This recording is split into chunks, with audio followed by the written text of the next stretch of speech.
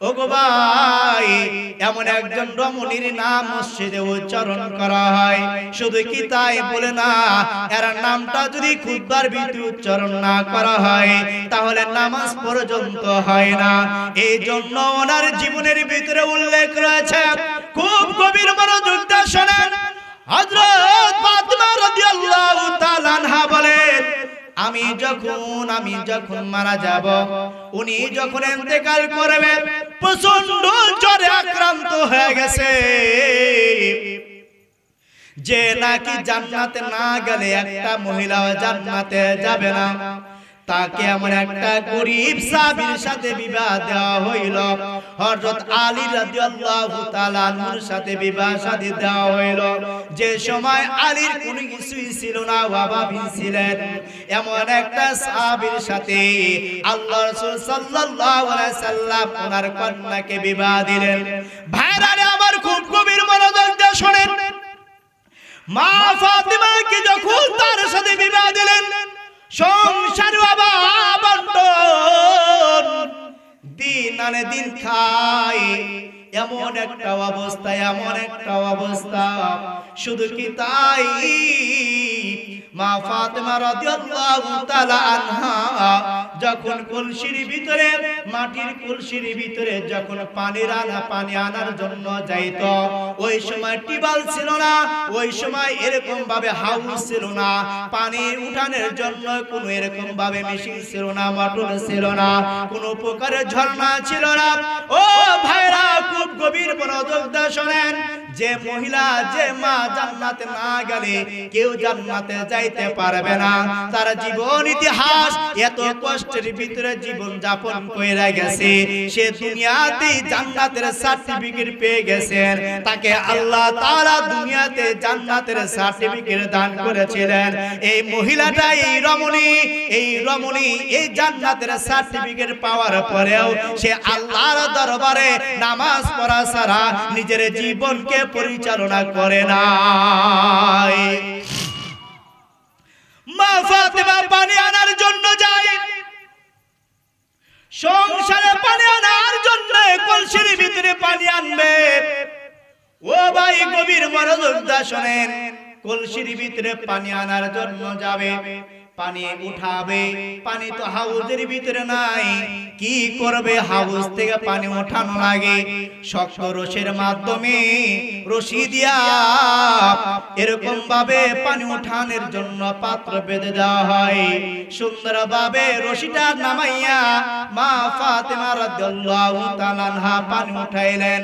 উঠাইতে তার জীবনটা এমন অবস্থা হয়ে গেছে, কিতাবের ভিতরে উল্লেখ রয়েছে যে জান্নাতি একজন রমণী, সে সংসার করতে গিয়া, পানি আনতে গিয়া এরকম ভাবে মাজার কাছে এরকম দাগ হয়ে গেছে, পানি উঠাইতে গিয়া হাত পর্যন্ত দাগ হয়ে গেছে, শক্ত হয়ে গেছে। এত কষ্টের সংসারের ভিতরে মা ফাতিমার বিবাহ হইল। তারপরে কোনদিন বাবার কাছে নালিশ জানায় নাই, আর বলে নাই আব্বাজান এমন একটা ছেলের সাথে আমার বিবাহ দিলেন, এমন একটা সংসারের ভিতরে আমাকে রাখলেন, যে সংসারের ভিতরে আব্বাজান আপনি দেখেন, আমার হাতের দিকে তাকাইয়া দেখেন, আমার হাতে দাগ লেগে গেছে, আমার কোমরের কাছে এরকম ভাবে দাগ হয়ে গেছে, জখম হয়ে গেছে। ওগো আব্বা, আমি এই সংসার করব না, আমি তার ভাত খাবো না, এই সংসারে আমি থাকবো না। এই রমণী, জান্নাতি রমণী মা ফাতিমা কোনদিন বাবার কাছে নালিশ জানা নাই, কারণ জানে তার কাছে নালিশ জানালে হবে না, যার সাথে বিবাহ হইছে সে আমার জন্য জান্নাত। সুবহানাল্লাহ। কষ্টে থাকি আর সুখে থাকি, তবু শুকরিয়া, সে আমার জান্নাত। সে সুপারিশ করলে, তার সাথে ভালো ব্যবহার করলে, সে যদি দোয়া করে তাহলে আমার জান্নাত। বলি সুবহানাল্লাহ। আর আজকে মা বোনদের ভিতরে ধৈর্য, অনেক মা বোনেরা আছে, ধৈর্য আছে, একবারে যে নাই তা না, অনেক মা বোনদের ভিতরে ধৈর্য আছে, আছে না? জোরে বলে। আবার অনেক মা বোন আছে জামাইদের মারে, আছে না? ও আবার কি পুরুষ, বইরাতে মায়ের খায় পুরুষ আছে না? না জোরে বলেন আছে। আবার এমন এমন বদ্ধ করে যে মর্দা আমি দেহ তোর সংসার করলাম, বলে কি বলে না? এগুলা বলা যাবে না। কয়দিন হায়াত, সবুর ধরেন। স্বামীর সংসারে অভাব, আপনার সন্তান অবাধ্য, কথা শোনে না, আপনার স্বামী কথা শোনে না, অবাধ্য। আপনি কয়দিন নামাজ পড়ে আল্লাহর দরবারে দোয়া করেছেন আর বলেছেন আল্লাহ আমার সংসারের ভিতরে অভাব, আল্লাহ অভাব দূর করে দাও। নামাজ নাই, কালাম নাই, কোরআন তেলাওয়াত নাই, এই জন্য সংসারের ভিতরে অভাব আল্লাহ দিয়ে রাখছেন। কথা বলেন ঠিক কিনা? এই অনেকে কথা বলতেছে, একটা কথা বলবা না, যে কথা বলবি খিচুড়ি পাবি। কথা বলেন ঠিক কিনা? যে কথা বলবো ওর কপালে তবরক নাই আজকে। এই জন্য খুব গভীর মনোযোগ, অল্প সময় কথা হবে, খুব গভীর মনোযোগ। আমার ভাইরা, আমার বন্ধুগণ, আল্লাহ রাসূল সাল্লাল্লাহু আলাইহি সাল্লামের জামানায় একজন সাহাবী হযরত হামজালা রাদিয়াল্লাহু তাআলা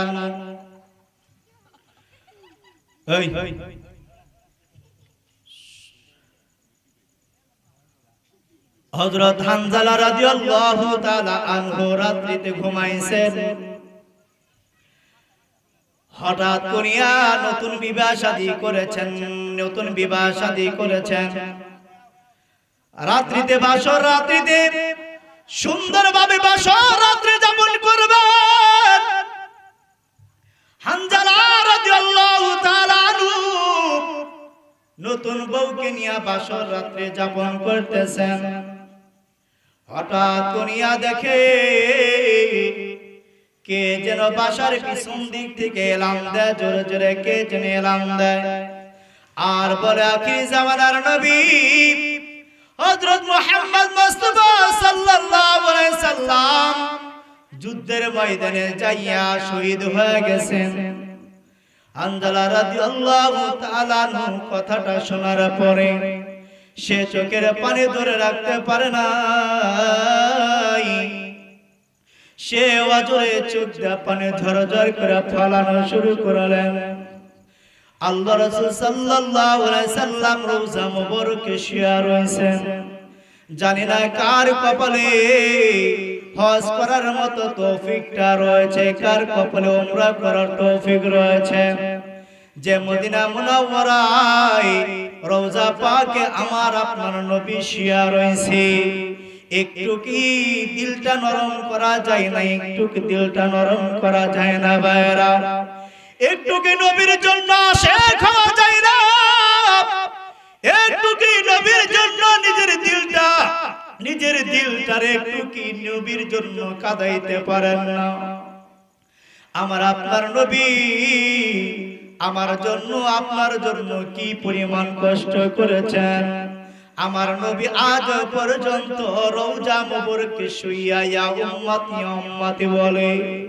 আমার আপনার নবী আজ পর্যন্ত আমাদের জন্য টেনশন করে, পেরেশানি করে, আর বলে ও আসমানের মালিক আমার একটা উম্মত যেন জাহান্নামে না যায়, আমার একটা উম্মত যেন জাহান্নামের আগুনে না জ্বলে।